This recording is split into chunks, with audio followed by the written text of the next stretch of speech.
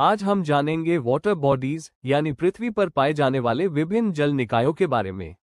आपके स्क्रीन पर जो सुंदर चित्र दिखाई दे रहा है, उसमें विश्व का मानचित्र बैकग्राउंड में है, जो हमें याद दिलाता है कि पूरी दुनिया पानी से जुड़ी हुई है।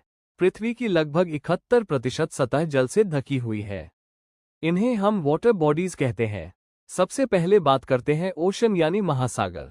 महासागर पृथ्वी के सबसे बड़े जल निकाय होते हैं। मुख्य 5 महासागर है: पैसिफिक यानी प्रशांत महासागर, अटलांटिक महासागर, इंडियन यानी हिंद महासागर, आर्कटिक महासागर और सदर्न दक्षिणी महासागर। इनमें से प्रशांत महासागर सबसे बड़ा है। अब आते हैं सी यानी समुद्र पर। समुद्र महासागर का छोटा भाग होता है, जैसे अरब सागर, भूमध्य सागर, लाल सागर आदि। फिर आते हैं रिवर यानी नदी।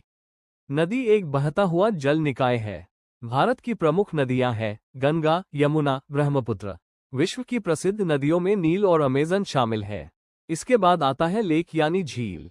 झील चारों ओर से भूमि से घिरी होती है, जैसे डल झील, कैस्पियन सागर, जो दुनिया की सबसे बड़ी झील है। अब छोटा जल निकाय है पौंड यानी तालाब।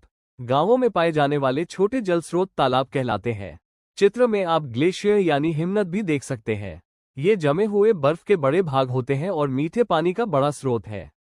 ग्राउंड वाटर यानी भूमिगत जल कुओं, झरनों और एक्वाफर्स के माध्यम से प्राप्त होता है। रिजर्वोयर्स और डैम्स मानव निर्मित जल निकाय है।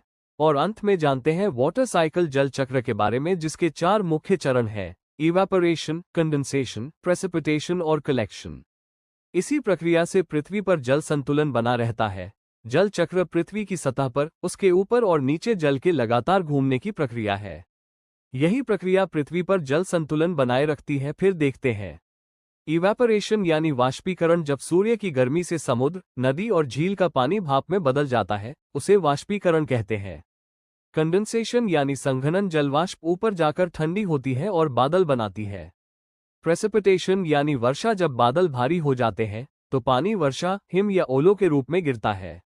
कलेक्शन यानी संग्रह। वर्षा का पानी नदियों, झीलों, महासागरों और भूमिगत जल में इकट्ठा हो जाता है।